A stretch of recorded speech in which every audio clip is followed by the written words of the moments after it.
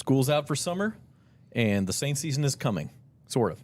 We're like 100 and something days away. Today's Saints Insider for Friday, May the 24th, last day of school in most districts, or maybe it was yesterday in some school districts. My kids are home for the summer. They didn't go to school today.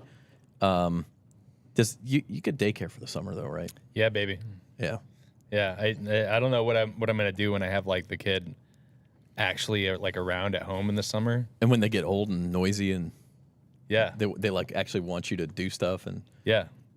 I'm not gonna be father of the year at that point. I'm not complaining. I love my kids, but how many days is it till school starts again? I kind of like those hours without them too. So, all right, just get them to draw more posters. Yeah, we should. And my daughter is interested in social media. She's going to start doing thumbnails for us. So I'm just going to put them to work. All right, yeah, that's exactly right.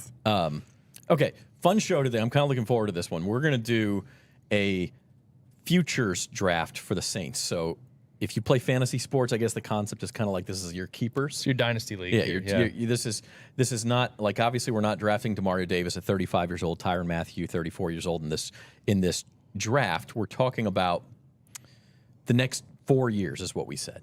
Okay, and we'll explain that in a minute. First, want to let you know to subscribe to the Saints on NOLA.com YouTube channel.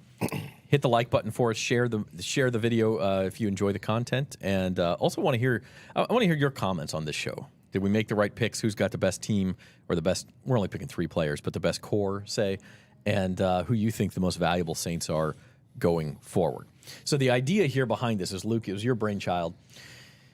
The idea is, okay, obviously we know who the best Saints players are right now, but this is not a young team, and this is not a team where you say, oh, they've got 10 guys who you can really count on. This team's going to be great for the next 5 years. They don't have a lot of those guys. So the question is, who do they have? Yeah, if you were starting a team from scratch and you were able to pick any player from the Saints team, knowing how old they are, what their production is, what they're having a sense of what their future value is going to be, what they're being paid, what they're going to be paid. I think that was the point of the exercise, to see like how many real true building blocks do the Saints have, and within those building blocks, like who is kind of maybe a tier above others. So I was really interested to see where this is going to go, because I think you can look at the Saints and say they have some really nice players, but like who are their foundational pieces? I think that's a little bit harder. Yeah, and this is, so here's how we did it. Okay, we're considering value over the next 4 seasons. So starting with 2024, going through 2027, we are considering their contract. So if they're paid a lot, that makes them less valuable. If they're on a rookie deal, that makes them more valuable. And we're considering age, Matt. I mean, obviously, this is a young man's league for the most part at most positions, and you want guys who are going to grow over the next 4 years instead of go the other direction. Yeah, and like there are a lot of defenders that you don't know if they're going to be playing in the NFL, let alone be on this roster in the next 4 years. I mean, it's a pretty talented group, but when you're picking for the future, you have to consider that in mind. Yeah, if you're picking Demario Davis in the 2027 season, if he's still a starting linebacker, you probably got a problem, Rod. And I mean, you kind of, I think, went back and forth on the way to do this more than any of us, as far as, do I take guys who are really valuable pieces now, or am I more worried about the 26-27 season? Yeah, that was the tricky part for me. And yeah, I mean, you mentioned Demario. I mean, he was a guy that obviously, we're talking 4 years down the road. I don't think any of us think he'll still be. I don't think Demario thinks he'll still be. He probably doesn't either. Yeah, but I mean, if he is, I mean, that says a lot about him. But yeah, I mean, that was, to me, that was a big part of it. Just trying to find that balance between the two, of how young these guys are, and also how productive they are, and how productive they'll be, 4 years from now. Yeah, if this was a 2024 draft, Demario would have been gone among our first 4 picks, easy. Right. But it's not. It's not right. Yeah, and I think a lot of us are also trying to factor in positional value with this too. If you're building a team from scratch, do you want to take a linebacker with your first pick? Probably not. Right. We didn't take Blake Grupe. Spoiler alert. Man, why are you hating on Grupe? I like Blake Grupe, but I don't think that. Look, there's 4 of us. We each picked 3 players. The reason we did this when Jeff wasn't here is because he's old and he doesn't care about the future. So, ouch! Wow. I thought you'd like that. Oh man, I love it. I love it. But like, man, we're gonna have to make sure Do we Dunk know is if aware Jeff about is going this. to be here in 4 Yeah, years? Jeff in 4 years is like it's down the road, man. Wow. Yeah, that's good. Wow, I love it. Okay, so here's the deal. We each took 4 players. I used a little online 3 players. randomizer. We each took 3 players. There's 4 of us. We each took 3 players. So there's 12 players. So think of the 12 Saints you think will be the most valuable given their contracts, given their age, given their production over the next 4 years. And that's who we picked. Randomizer gave the first pick. Oh, we also, speaking of fantasy sports, we did this snake draft style. So if you got the first pick in the first round, you got the last pick in the second round. And that was Matt Paris. Hyper realistic. Yes. And figuring out the order of snake draft.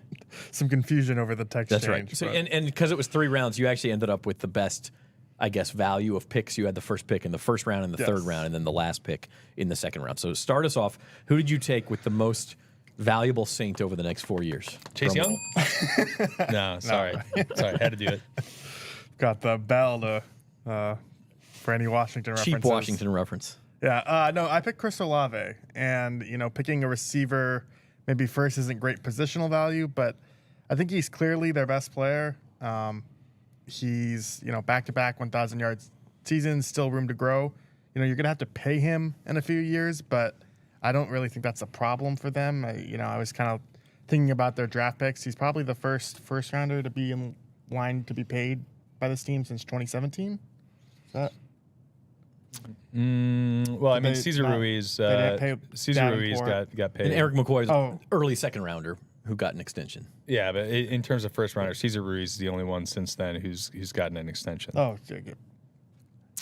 My bad. But anyway, so I just think it's a still room to grow.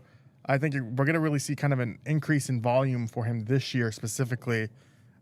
He was a standout, at OTAs, and I think he's still a little bit underrated league-wide perception. He reminds me of Hit the Bell. Terry McLaurin from Washington. They both played at Ohio State. Guys that they aren't playing with like the most high-profile quarterbacks in the most high-profile games, so they don't get a lot of attention. But I think he's just an overall solid receiver, and I think he's worthy to go number 1. Yeah, I think it's loud. It is super loud. I hope it's not too close to the mic. Yeah. I think Olave is the obvious answer here. Yeah. And not only is he really productive and he's got like a higher ceiling than what he's shown so far, but I mean, if you're talking about you have him for the next 4 years, 3 of those are under pretty reasonable team control. I mean, that 5th-year option is probably going to be pretty expensive, but like if he stays on this track, if they're paying him $25 million on a 5th-year option, it's probably still going to be a good deal. So like, I think he's far and away the obvious number 1 choice.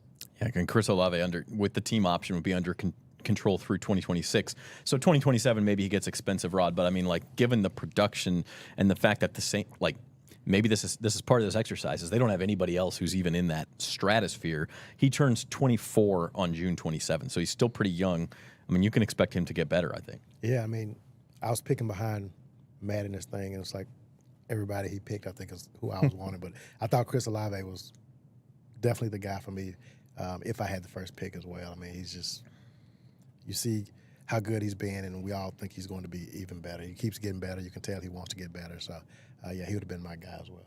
All right, so you did have the number 2 pick, and I think you went a little bit of a surprise here. But who'd you take at number 2? I took Eric McCoy. And I think part of that was I'm probably a little skewed by the offensive line problems that we've seen with this team have. I think McCoy's like that one guy who's been really steady. He played every game last year. He missed a couple of games, those in year 3 and year 4, but year 5 he played every game. Year 1 he played every game. Year 2 he played every game. And Dennis Allen said the other day he thought that Eric McCoy had his best season last year. I don't know if I Made the Pro Bowl? I mean, made the Pro Bowl, right. So I just think he's a guy, when you look at I think he'll be still playing really well 4 years from now. And I just think he's a guy that's been really steady on the offensive line. And I think offensive line is very important as, we've kind of talked about this offseason so far, how they need to get better on the offensive line. So, yeah, I just stuck with the guy who I feel like is really solid and consistent there. And I know he's going into year 6, and which kind of gets into the salary issues, but I just felt like he was just a guy that you can keep around because I think he'll be still productive. Yeah, the only question with McCoy guys would be maybe salary. They restructured his deal already this year. They may have to do it again in the future. Yeah, I mean, I don't think that's like I get what you're saying, but like I think he's worth every penny for this team, and once you kind of get outside of tackle, which we all know why tackles are so important. That's the money's invested in the ends on the defensive side, so you got to invest it in the guys who are blocking those guys.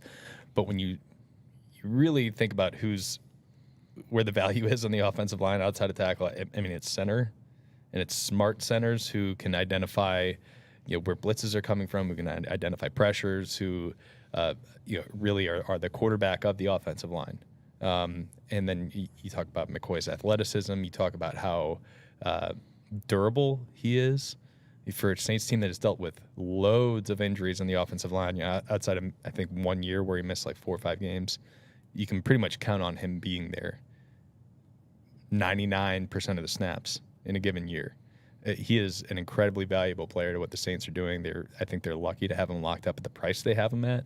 And you've seen what Jason Kelce meant to the Philadelphia Eagles. I mean, I think McCoy is not at like the Kelce like Hall of Fame track level, but like I think he's up there, top 4 or 5 centers in the NFL. I was going to say with Kelce out, he's the Hall of Very Good for now. Yeah.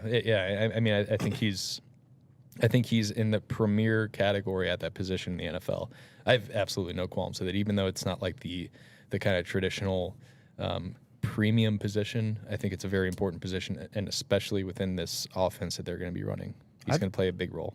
I think he's very important for their locker room. We saw last season, the kerfuffle between him and Carr, but the reason it was surprising is because, his voice carries a lot of weight. He's a guy that people can go to. He kind of sets the tone. He's great with reporters, but that always doesn't necessarily translate. You can be a great media guy and then not be respected by your teammates. But I think it's both in this scenario, and I kind of do think he has that. If you want to compare him to Kelce, he does kind of have that Kelce impact of guys go to him, guys respect him. I think he's really important for what they want to build as a culture. Yeah, I mean, I think it's no surprise that as soon as, and you never got a chance to be around Teron Armstead here, but he was that guy for a long time in the Saints locker room. And it says something about McCoy that as soon as Armstead left, McCoy, who at that point was like a 3-year veteran, became like the guy in that offensive line room. He's very much a glue guy, and yes, he is very good with the media, but I think that is just because he's like a genuine human being, and that translates kind of across all things here. Yeah, McCoy is like, we're talking about building blocks. I think he's definitely one of them. He's 26 years old. He turns 27 just before the season starts, so he's still relatively young, even though we think of him as a veteran. Yeah, and centers. I mean, you can see centers play quality football into their 30s, so he'll be valuable, I think, for another 7-8 years. Yeah, and I think really to the point too, we call him a top 5 center in the league. He's only paid like mid-tier for a center who's not on his rookie deal anyway. I think he's top 5 center. Is he paid contractually? Yeah. I think I saw that the average value is $13 million. He's at 12, so he's a little bit below average for a center at this point. But obviously, those things go up as time goes on. Yeah. So, all right, I had the 3rd pick, and maybe a little bit of a risk here, maybe not. I went Tali Fuanga, Saints' first-round pick this year. Like, I guess the question is, 2 years ago, if we were doing this, would we have taken Trevor Penning 3rd overall? And maybe we would have. I mean, he was a first-round pick. He had high promise. That's the risk in this. But everything we've seen so far, guys, from Fuanga, the Saints are willing to throw him in at left tackle right away. He looks like he's your left tackle of the future. You got the guy under team control for five years. Seems like a pretty solid choice. Yeah, I have absolutely no problem with it, but I think that's also reflective of kind of what we were talking about earlier, where I think the options for this type of exercise in the Saints are kind of limited. If you're talking about the 2018 team, right, or the 2019 team that had like all the really good young players on rookie contracts, like I don't think the unproven guy who's never played a snap is going to be taken in the first round, or maybe even at all in those exercises. So yeah, I don't think there's any problem with taking Tali Fuanga 3rd overall in this, because I think based on what they have and what the potential is for him there, you got his entire cheap rookie contract that you're working with there. You can see where he'll be a really good pro, but like the fact of the matter is that he's not proven, and that he's going this high, it tells you probably something about the rest of this roster. He was a guy that I did consider it too. Though. I considered him at 1. Yeah, Yeah. I mean, yeah. So a lot of it's just because of the position I was on. I mean, it's Yeah, for sure. tackle and the most, one of the most coveted positions. So yeah, he's definitely a guy that I considered at that second spot. But we haven't seen it yet. Right. That's a Which is crazy why- thing. I'm trying to that's why remember- I went to Eric McCoy. I said, well, he's proven himself. Yeah. And Rod and Luke, you guys will remember this better than any of us, but the narrative after Penning was drafted, was he considered more of a high ceiling, risky pick? I mean, Yes. Fuanga's floor seems higher to me. Yeah, well, it does. Fuanga's proven it a little bit more at the college level than Penning had. Penning was a little bit of a mystery because he played at Northern Iowa. There's nobody who is going to have a prayer of matching 6'7", 330-pound Trevor Penning at Northern Iowa, with his athletic gifts. I mean, he had to dominate at that level to even be remotely considered in that first round range, and he did. But yeah, there was a lot of projection with that player. You could bank on the gifts and the size and everything that he had, but you had no idea if he was going to be able to do it against NFL level competition. And really, again, this is something we've talked about with him is that he's been kind of behind the 8 ball in his career. Injured most of his rookie year. He only played in 5 games. He got injured in his one start in week 18, so he missed the entire offseason. So he's kind of going into his first year as a starter, where really, he's basically a rookie with no training. So I still think that there's a chance he becomes a good player, but it's been a lot of projection, and on top of that, he's kind of dealt with the adversity that comes in the NFL. Yeah, and injuries are part of that's chalked up to luck. Obviously, if Fuanga gets injured this year, that his value goes way down. But right now, I have him at number 3. So first round, since it's a snake draft, Luke gets 2 picks in a row here. So wrap up the first round for us first. Okay, well, I'm making this pick based on mostly projection, but I'm taking Rashid Shaheed. I think receiver actually is a valuable position. Maybe not at the top of the value chart, but I think it is it's like a foundational type of position. You need to have good receivers on your team, and I think there's a lot of untapped potential there with Shaheed. And I think there's a chance that we could see him really truly blossom into a true number 2 this year. A chance. I mean, it's still kind of risky because he hasn't shown that he can be like a real high volume receiving target and more than kind of a occasional big splash play guy. But I'm really excited to see him in this offense. I just think he's got true game breaking ability. And I think he's underrated as a route runner. I think he's underrated as a pass catcher. And he's not only just kind of the one-trick pony, I'm going to outrun you out on the outside. I think he's got a lot more to his game. So I'm really excited to see how the Saints take advantage of that this year. He's still really cheap at the moment, and if the Saints are smart, they will sign him to an extension before this year starts, because I think he's playing on a tender right now. He'd be a restricted free agent next year, I believe, according to Sport Track. Okay, yeah. So if I were the Saints, I would try to get him on the Juwan Johnson deal that they got.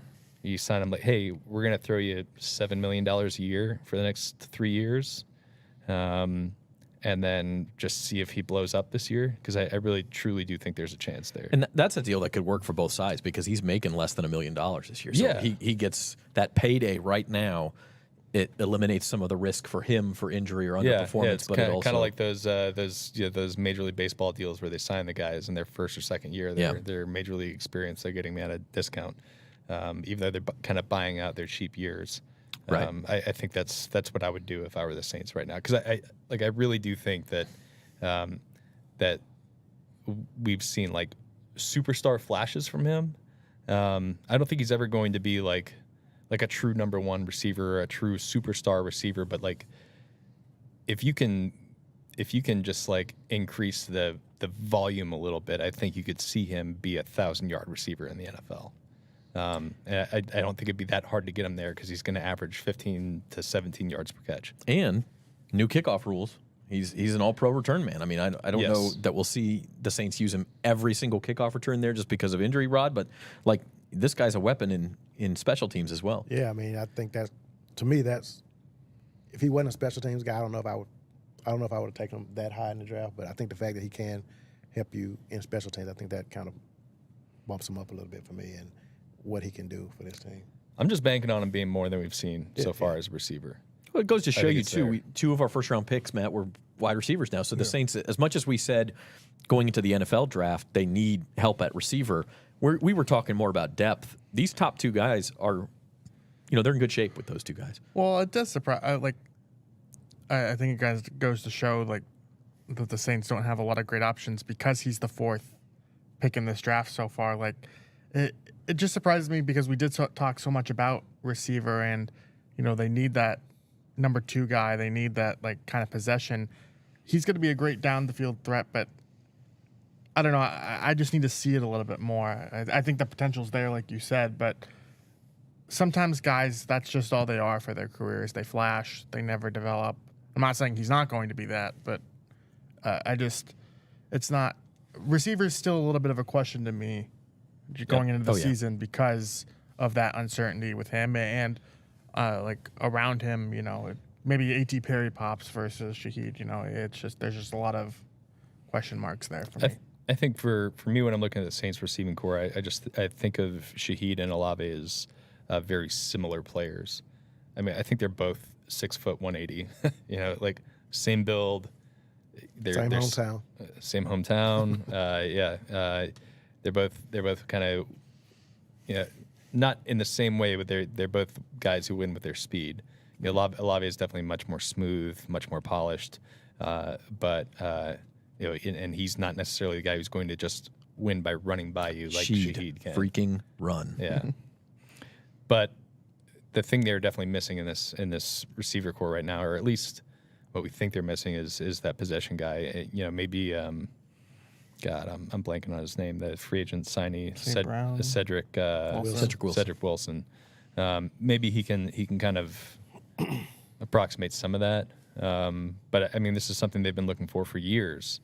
Somebody who could take that Michael Thomas role that he had for a long time that he couldn't do for the last couple of years. I don't think they necessarily have it right now. Yeah. Okay, second round of our future draft here, picking players we think the Saints can use as building blocks for the next 4 years, not just for the 2024 season. Luke, first pick of the second round. Yeah, so I was only looking at one position group for this. I was picking between three guys, and I really gave a lot of thought to picking Marshawn Lattimore here because I think he is, when healthy, probably the Saints' best overall player, and he's still pretty young. I think he's 27 somehow. But I ended up taking Alontae Taylor because you still have 2 more years of his rookie contract. I think he's 25 years old. I think he can give you the positional flexibility playing inside or outside. I think he's better suited to play outside, but he's filling a role for the Saints right now and playing inside.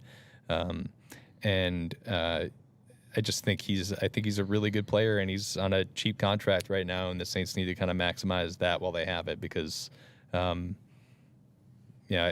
between given the option between getting a little bit younger, getting a guy who can play both positions, and a guy who's only going to cost you a little bit less than $2 million a year over the next couple of years versus the injury history of Marshawn Lattimore, the kind of inconsistencies with Marshawn Lattimore sometimes, and the fact that you're paying him $20 million a year, and the fact that you're about to have to pay Paulson Adebo next year, I think all that kind of led to me taking Taylor in this spot.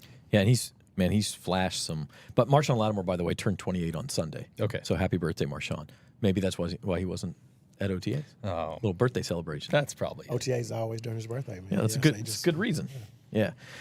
Anyway, Alontae Taylor, he's only got 2 picks in 2 years, but he's flashed some real playmaking potential, Rod. I mean, we've seen him come on corner blitzes and tackle running backs for a loss, and probably should have more than 2 picks. I mean, I think I like this pick because he's also versatile. He's played in the slot. He's played outside.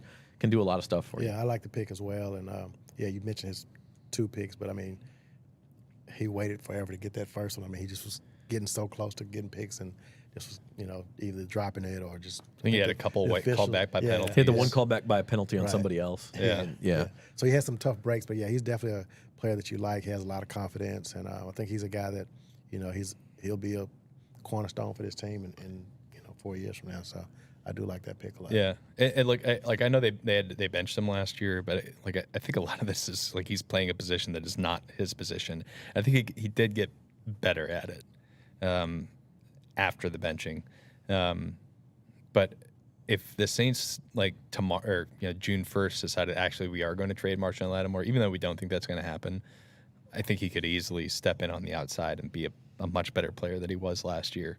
Like the fact that he had never played nickel before last year and he stepped in and played it at a pretty good level makes me feel pretty good about him. The games he got benched in too, like the Rams game, for instance, Ike Yadam didn't have a good game either. Like no Right. one really played well in that matchup. So I do think he gets a little bit of a pass there. I think for me, I would have gone Kool-Aid here just because even though there's the uncertainty of what we don't know, just that getting him fresh on a rookie contract, those 4 years, he seems to have a poise on film, a control to him that I think I'd rather go for maybe that upside over Alontae Taylor, who I could think maybe could go either way of his career. Maybe he doesn't develop into a top-level cornerback, but I think Alontae Taylor is still a good player, so I don't really have that much issue with the pick. Hold Yeah, that thought. and for me, I just I was gonna have a hard time taking one of the rookies until I saw him play. That's Yeah. all it was for me. Yeah. I think the third guy you were considering at DB is who I ended up taking in the second round, and that's Paulson Adebo. And I know Paulson Adebo is on the last year of his rookie deal, but he's actually younger than Alontae Taylor. He was drafted a year earlier. He doesn't turn 25 until July 3rd. I have all these birthdays written down here. And so he's going to get expensive, but I mean, I think this guy showed why they can trade Marshawn Lattimore. Yeah. Yeah, I mean, I think it wouldn't have surprised me at all if he would have made the Pro Bowl last year. He was, I think, top 5 in the NFL in passes defended. I think he was up there near the top 10 in the NFL in interceptions last year. He still gets a little grabby sometimes. The penalties are going to be a thing with him, but that's the style the Saints like to play, big, physical, aggressive corners, and he fits that to a T. There's a reason he won the outside job last year over Alontae Taylor, who the Saints really like and had a really nice rookie season on the outside. Adebo is a really good pro.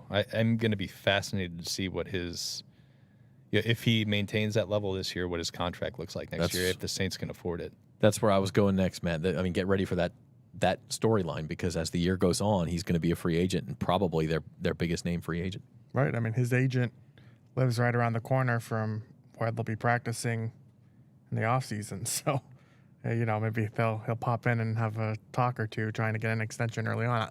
I don't know, but he showed last year that he's capable of being a number one corner. Their pass defense, after Lattimore went out, they struggled in some big time games, but they were pretty solid all across the board. And he was a large reason why. He was fantastic against the Bears. That was my first game on the beat, and he just played dynamite down the stretch. And like you said, Luke, he's very physical.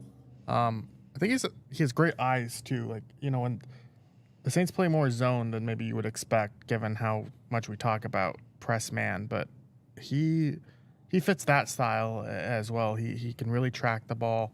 And I think, it's a solid pick. Just that contractual uncertainty makes him. He would have gone much higher if he was under contract. Yeah, and I mean the point of this exercise is the Saints get to keep the guy at market rate, is what we said. So sign him to whatever extension you think a borderline number one corner is worth, and that's what the Saints would have to pay him. The point of this exercise. I'm really interested to see what that's going to be. Because I think the corner market has slowed down a little bit compared to what it was looking like it was going toward. Like when Lattimore signed his deal for $20 million a year, you could kind of envision a scenario where corners were making $25-30 million a year around this time.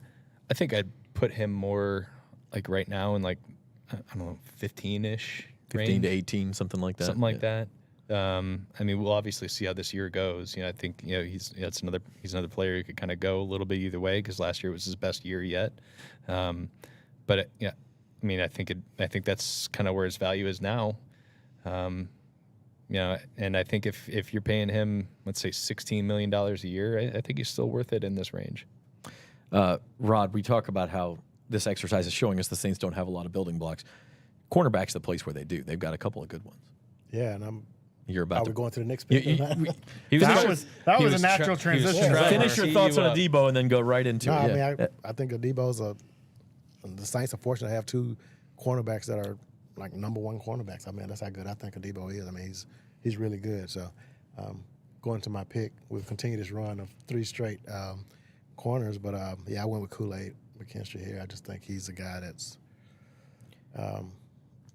We haven't seen anything yet, but I think we'll be talking about him the same way we talk about Marshawn Lattimore. That's how good I think he's going to be. I think he's been good at every level. Played at every game at Alabama, so I mean we think he's durable, even though he's dealing with a foot issue right now. But I just think he's going to be really, really good. I think that's why the Saints got him. And again, this just shows the depth of this team's secondary, which is, I think we'd all agree, that's probably the strength of this team right now. Yeah. So yeah, he was my guy for this. Yeah, Kool-Aid, also, by the way, the youngest Saint. He won't turn 22 until after the season starts.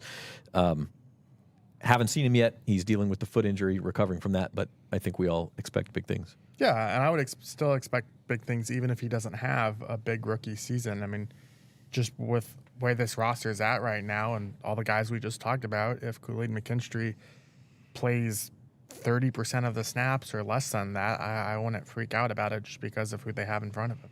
Yeah. Well, and I also think the Saints are the type of team that wants to put its best 11 on the field. So if that means they're playing like a lot of sub packages, and they did a lot of this last year, playing like a dime, with 3 safeties on the field. I could see him doing a similar thing and just letting like Kool-Aid play in a little bit more space, or putting him in the slot and letting Alontae Taylor go back into kind of that third safety role. They will find a way to get him on the field, even if they have Lattimore and Adebo and Taylor all healthy and on the field at the same time. Which does not seem like it will be the case for 17 games.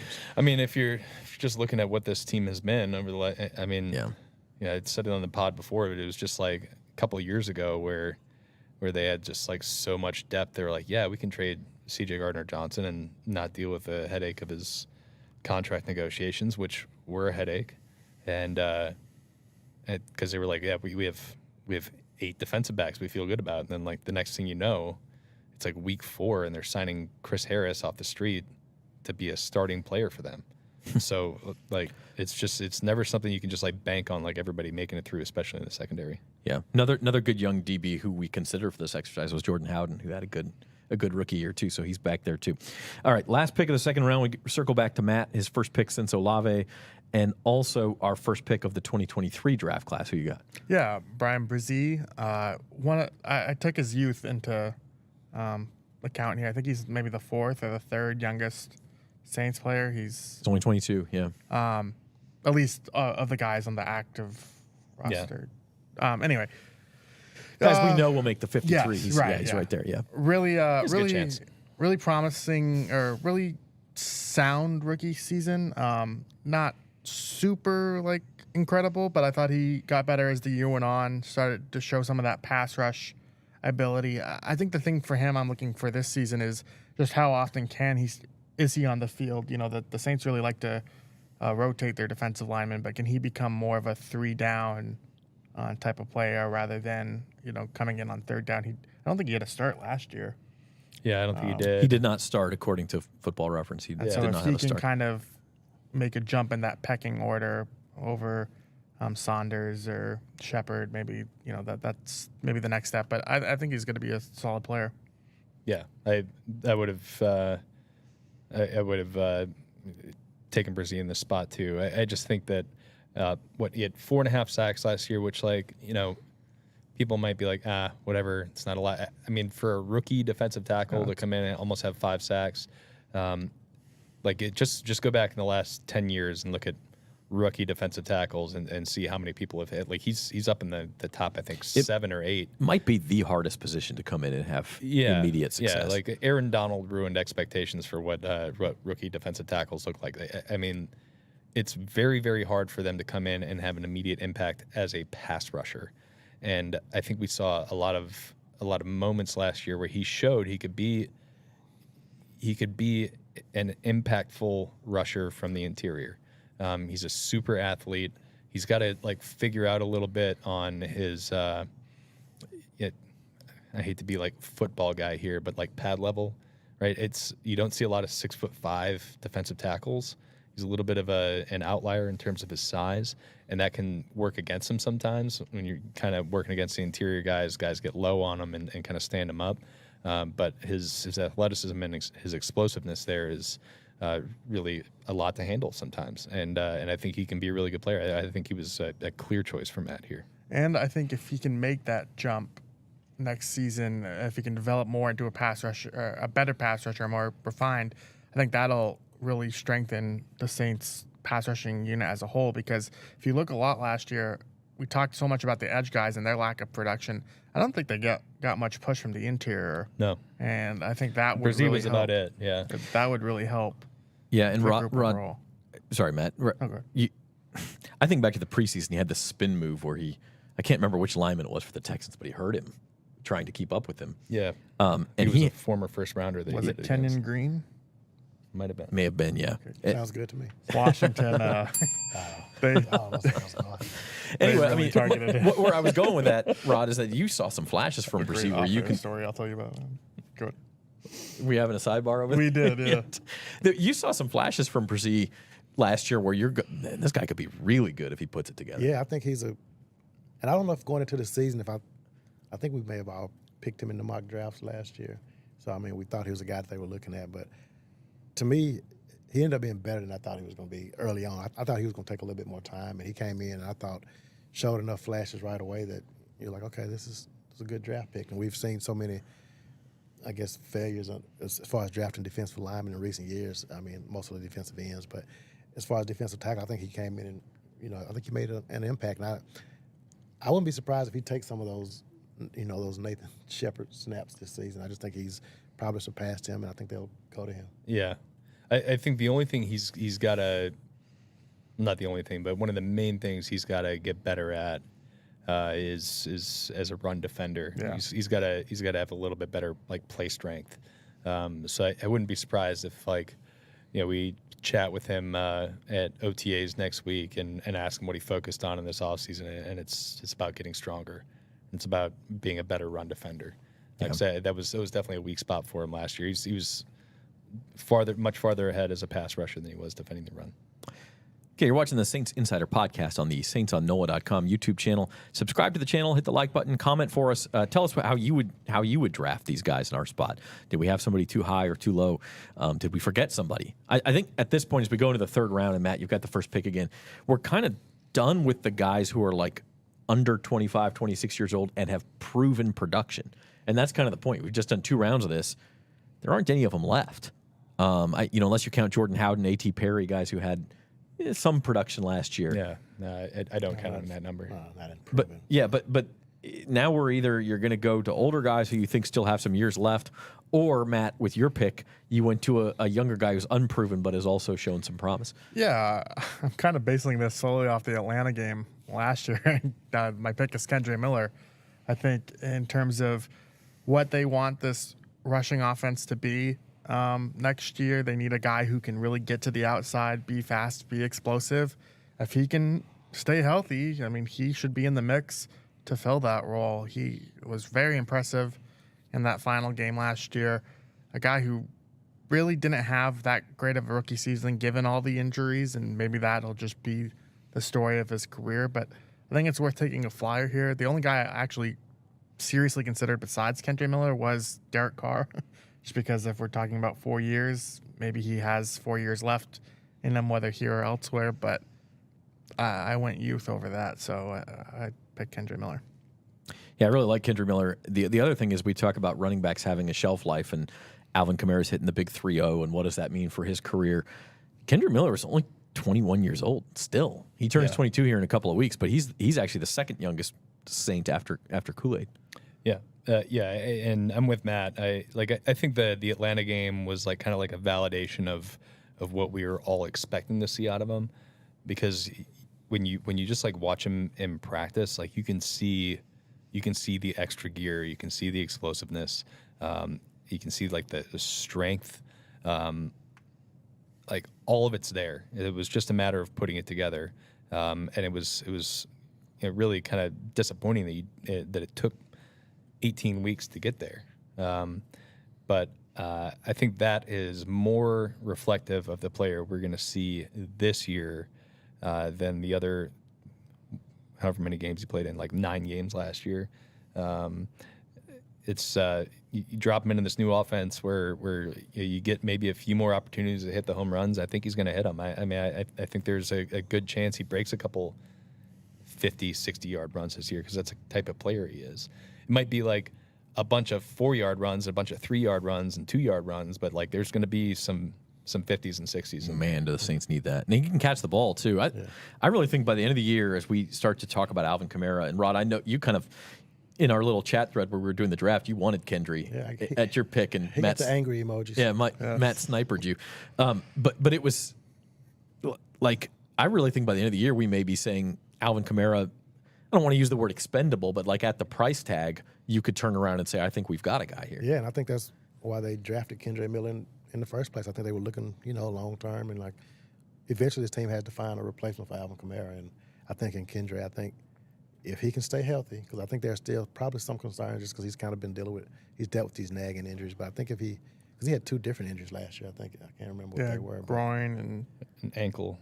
Yeah. So, I think if he, he's running back, so, you want your guy to be durable, but I think he's definitely next in line if he can just stay healthy. So I love the pick by Matt and wish I could have had it. Yeah. Well, instead, go ahead, Luke. Well, I just do want to point out that I still think Alvin Kamara is a good football player. I still think he's got a couple good, useful years ahead of him. But I just thought about it when you brought up. There was no chance I was going to draft him in this exercise because his cap hit next year is $29 million. If I'm building a team from scratch, there's no way I want to pay. It's almost Alvin a poison Kamara pill. Yeah.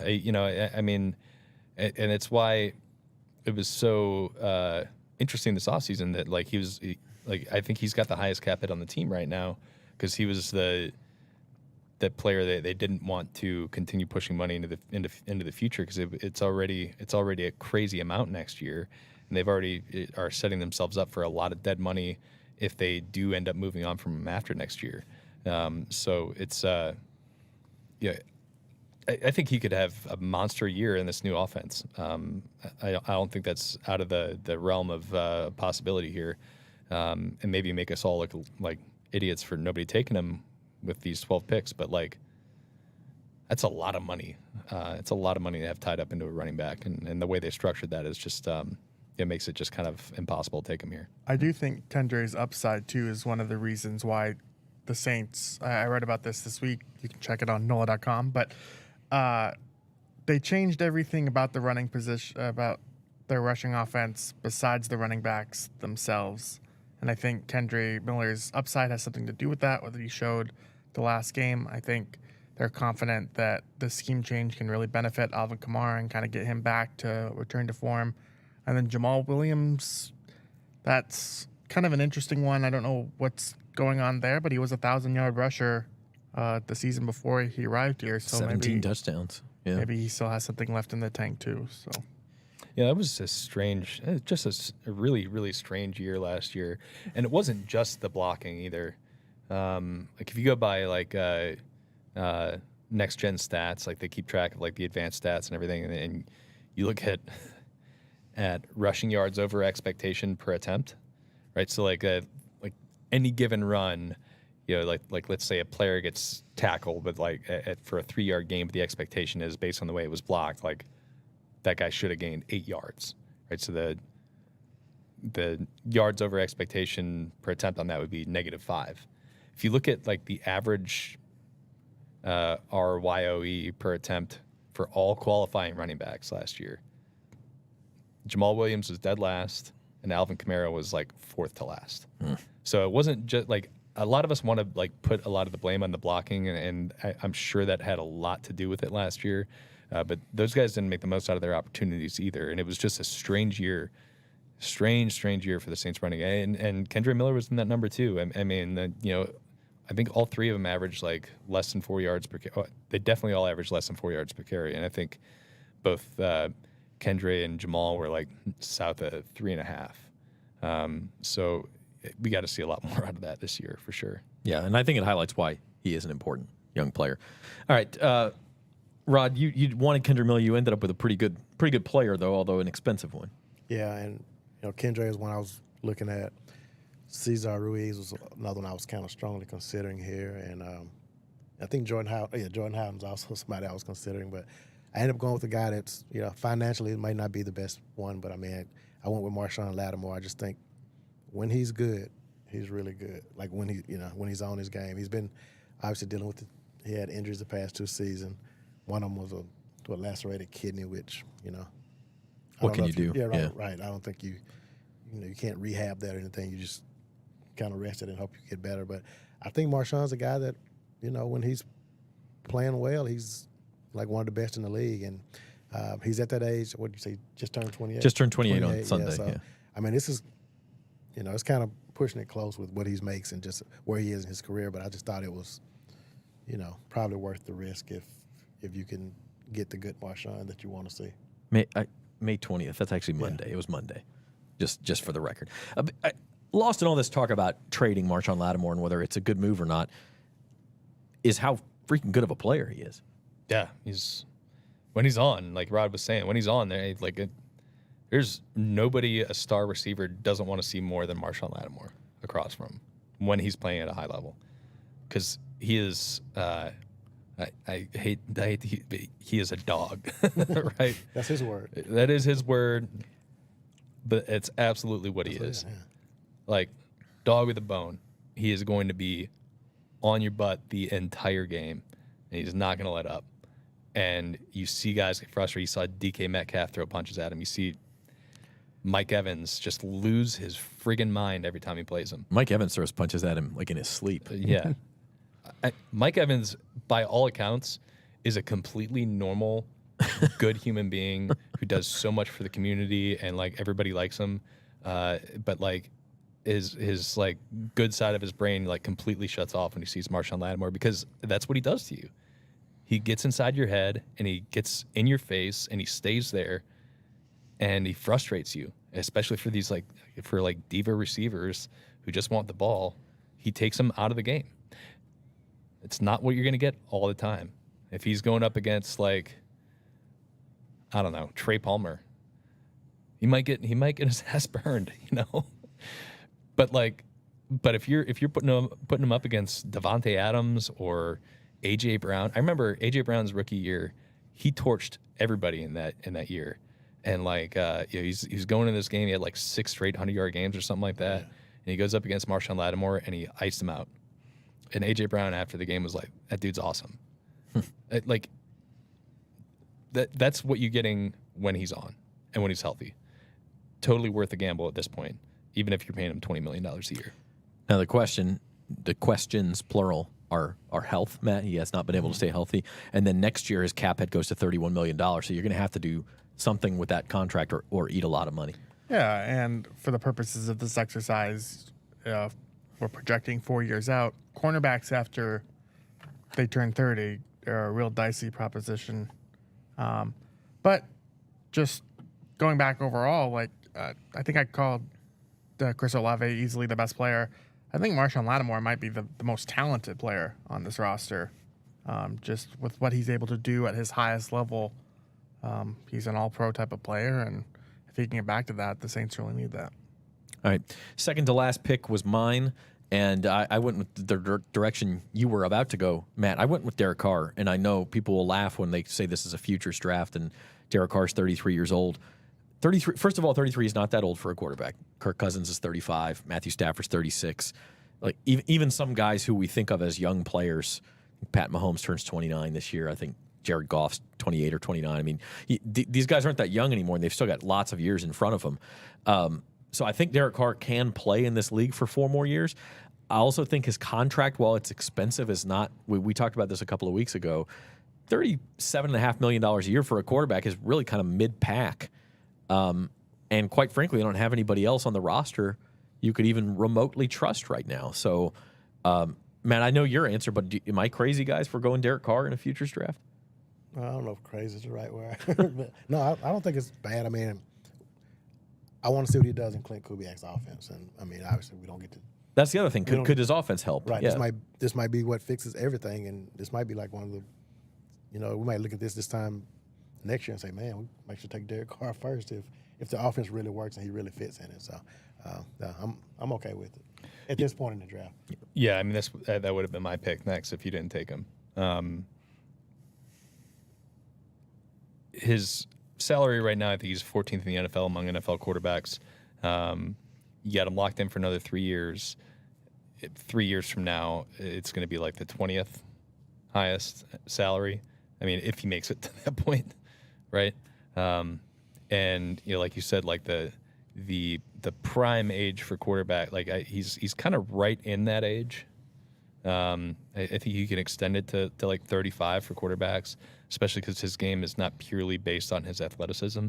It's a part of his game for sure, but it's not like what his entire thing is kind of oriented around. So I don't think it's a bad pick at all. It just like, especially considering kind of what's left on the Saints roster. If he plays at a really high level in this Kubiak offense, kind of something a lot more similar to those last 5 games than the first 12 games of the season, then yeah, I'm with Rod. This might, revisionist history might look like we all kind of skipped on the player that was maybe a good choice. And I think this is where not having an extended look at either of his backups kind of hurt too, because you could say, oh, Spencer Rattler, but we really don't know. Same with Jake Haener. Like, yeah, you would want to pick the upside of a young quarterback, but realistically, taking a 4th and a 5th round quarterback as you're 12. We're picking 12 players overall. Yeah. Like, he's their 11th Right. best future outcome. That doesn't make a lot of sense to me. And somebody's going to sign a $60 million contract next year, a quarterback, $60 million a year. So you're getting the most premium position at $23.5 million or $22.5 million discount from the top of the pecking order. So, I don't think it's a bad call at all. How many more years does Derek Carr play for the Saints, if you had to guess? Well, I mean, we're talking on May 24th, 2024 here. I mean, there's a lot that can happen. How many more years does he play in the NFL? Easier question, I think, to answer than because there's so many different things that go into it. Like, he could play well and the team could not play well. The defense could be a disaster this year because like they finally start aging out and if they get a top 5 pick next year, that question changes. Right. If he plays at the same level that he did last year, which is fine, at middle of the pack, but they lose 2 more games and they're picking in the top 8. Is he still on the team? Probably not.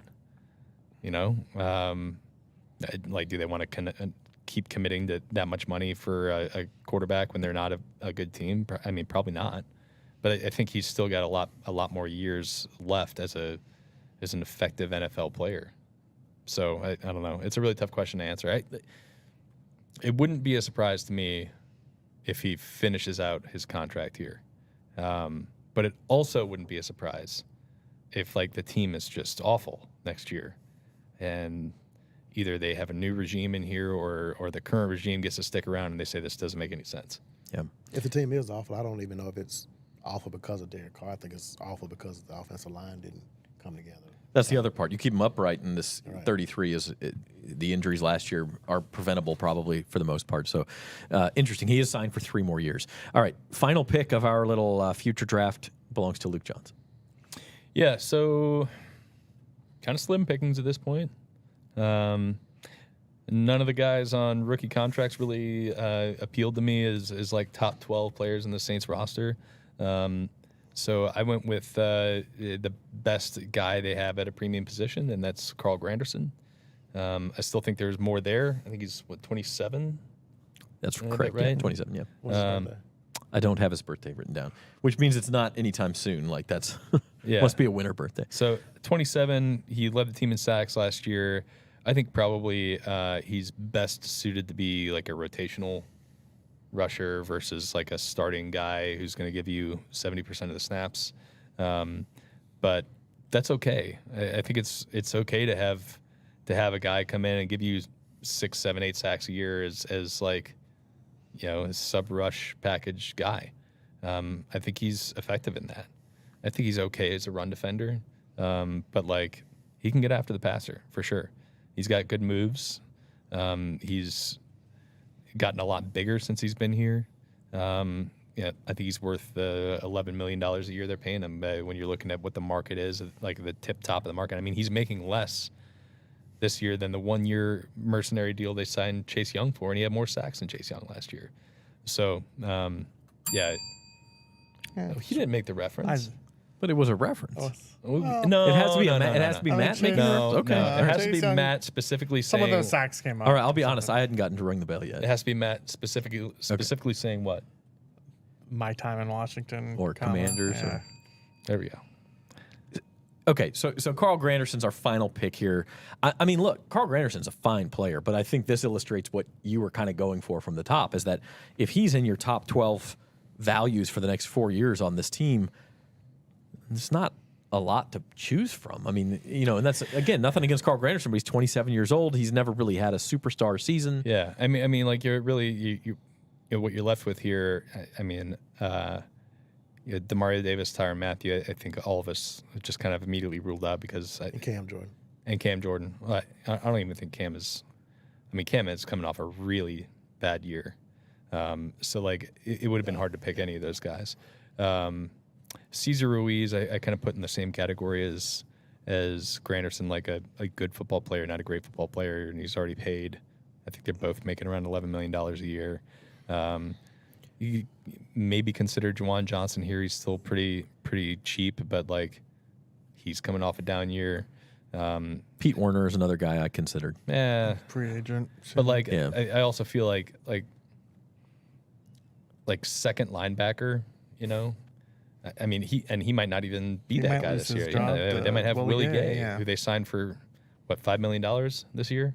So like, yeah, I just think that I think there's just kind of a dearth of cheap impact talent on this team right now. I know a couple other names we threw around. Jordan Howden, you almost picked Rod. A.T. Perry is another guy on a rookie deal. But I guess that's kind of the point of this, is that there isn't a lot. And really, once we got through Kendra Miller, which was the 9th pick, there was no good young players left who you felt good about. Yeah, I mean, How many? Oh, go ahead. Go ahead. Just how many picks would we have to have before we started getting to the Cam Jordans and Tyrann Matthews? Like another round, 2? I think at least a Tyra's couple. like 2 more rounds away, maybe. I What don't about know. Chase Young? Well, Yeah, I mean, well, go ahead. One, for the purposes of this, you know, the 4 years you'd have to pay him after this. What are the chances he actually, you know, has a breakout year again? I don't know. I think he could be a productive player for them, but getting back to that, oh my God, this guy was the number 2 overall pick. What a steal. Like that form again. I don't necessarily know if it's going to be here or if it's going to happen for him at this point, but I think it was an interesting signing. I like the signing, but just for like the pillars of this franchise, I don't think he's a pillar at this point. Well, also like if he does hit, yeah, he's like gonna let's be too say he expensive. does hit, and he's awesome this year, like he's gonna be making Price $20 million tag. a year minimum. Yeah. Just for fun, without having researched it off the top of your head, if you had to make another pick, Luke, you'd have gone first. If I had to make another pick, I would probably have gone. I probably would have gone Cesar Ruiz, Angry emoji. but mainly because like he's paid, but he's not like top of the market paid. He's a quality starting offensive line. Is he a superb one? No. But he's a quality player who's not like going to really break your bank. I mean, you look at some of the guard contracts signed this offseason. Robert Hunt making $20 million a year. Kevin Dotson. I think and both of those guys are UL Raging Cajuns, by the way. Kevin Dotson, I think, is making something like $12 or $14 million a year. I think Cesar Ruiz is in their category, and he's making like 10.5, 11. So Yeah, I think I would probably take him. That would have been my pick, and I'm not sure who I would have gone. Maybe A.T. Perry. Yeah, maybe A.T. Perry, maybe like Juwan Johnson. Jordan Howden. I know you had talked about Jordan Howden in the third. That might have been your pick had Ruiz been gone. And then, Matt, if you had to make one more pick, I'll say I take A.T. Perry. So, Okay, so you take it. So Chase Young's out there. Yeah. Jake Hayner's out there. Yeah, I know. It's Spencer Rattler. Jake Hainer.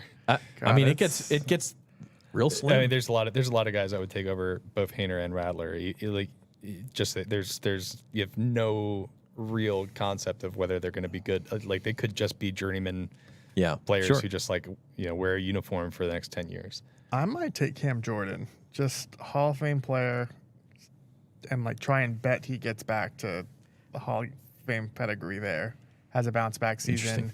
Maybe he plays another 2. I don't think he plays the full 4 years. He'd be 38 at that point. How many rounds before we get to Trevor Penning, by the way? I mean, I probably would have taken last. him. I probably would have taken him with my next pick. Yeah, I was considering him as well in the fourth round, I guess. I mean, if considering it would have to come all the way back to me, I would have taken him there if he was still there. I would have taken him. But He's still young. He still has the potential, right? You know he's going to play 4 more years. Well, we don't know that, but Yeah, I mean, you've seen guys just struggle mightily early on in their career and then figure it out, and the light bulb goes on and they play really, really well. I mean, it's not unheard of. Yeah, I did think it was like curious last year that like the Saints just like completely banished him to the bench.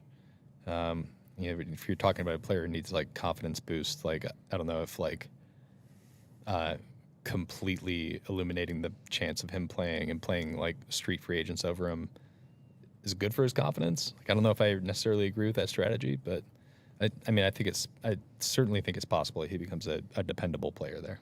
All right, this has gone on pretty long already, so we'll just wrap up. Matt Paris, your team, you finished with Chris Olave, Brian Bresee, and Kendry Miller. All right. Rod, your team, Eric McCoy, Kool-Aid McKinstry, and Marshawn Lattimore. A little DB flavor in there. My team was Taliasa Fuanga, Paulson Adebo, and Derek Carr. And Luke, you had Rashid Shaheed, Alante Taylor, and Carl Granderson. So we don't have the win cards, but who got the best core? Leave in the comments. You guys tell us. But without voting for yourself, who do you guys like? I like Zach's draft. I think it has a nice mix of the upside with Fuanga. You have current with Derek Carr. And who's your third guy? Who's your Adebo. Third guy was Adebo? Adebo. Oh yeah, Adebo. And I think Who's Adebo's going to be a one of the best free players on agent, the so that's why roster. it's kind of my team's probably Rod's pretty expensive too. yeah, mine's expensive. Between- I think I go with yours too because I do like Adebo and Fuanga. Fuanga. Yeah. And I mean I think yours is. If I was going to build a team, I think I would. I think I'd go with one of y'all's too because I do like the Bresee Miller combo at the turn, and you add Chris Olave, and then I think with having the last pick, Luke, you got some good guys as well. Yeah, mine's the upside team. Mine's the cheap upside team. Yours is definitely the cheapest team. Yeah. And I think you have some talent on it. I think I would go with Matt's just because like he's got probably the best player and I think the one with the most upside to be a really good impact player. In Bresee. I think I switched to Matt too. Yeah, Right. I do like. Okay, so I guess Matt wins then. He did have the first had pick. first. So Yeah. Just like let us know in the comments who you guys think had the best core out of those 3. We're not going to count our 4th round picks because didn't really prepare for that. But fun exercise. I think the point is the Saints don't have building blocks. I think they did pretty well, we think, in the first 2 rounds of the draft. Of course, we don't know. It's going to be really important for them to hang on to all of next year's draft picks because they need to reset this. Yeah. Like the 17 class was great, but like it has kind of hit its expiration. You know, we don't know what Alvin Kamara has left. Ryan Ramczyk might already be done. Marshawn Lattimore, extremely murky future. So like they lived off of that for for like 4 years, but like they haven't done a lot to add to that core since. So I think time is kind of ticking. They need to hang on to those draft assets. Yeah, it's not all bad drafting. Some of it's injuries, some of it's they traded away the picks. But like you look at those 18, 19, 20, 21 drafts and look at what they got out of them. Some good players here and there, but not a lot. Yeah, and some of their best players from those drafts are now playing elsewhere. So yeah. And they don't have a lot of building blocks, but they do have pretty solid players, which I think explains kind of why they're still chasing after the division the way they are rather than hitting a hard reset. Yes, agreed. All right, so that's going to be our show for today. We'll be back with you next week. Thought this was a fun exercise. Thank Luke for the idea. Let us know what you guys think and who you would have made your top 5 picks or whatever in a Saints futures draft, considering contracts, looking at the next 4 years. In the meantime, subscribe to the channel, share the show, like the show. Appreciate all of that. And leave a 5-star review on Apple Podcasts or Spotify if you enjoyed the content. For Rod Walker, Luke Johnson, Matthew Paris, and Norman Bell, our producer, I'm Zach Ewing. We'll see you next time on Saints Insider.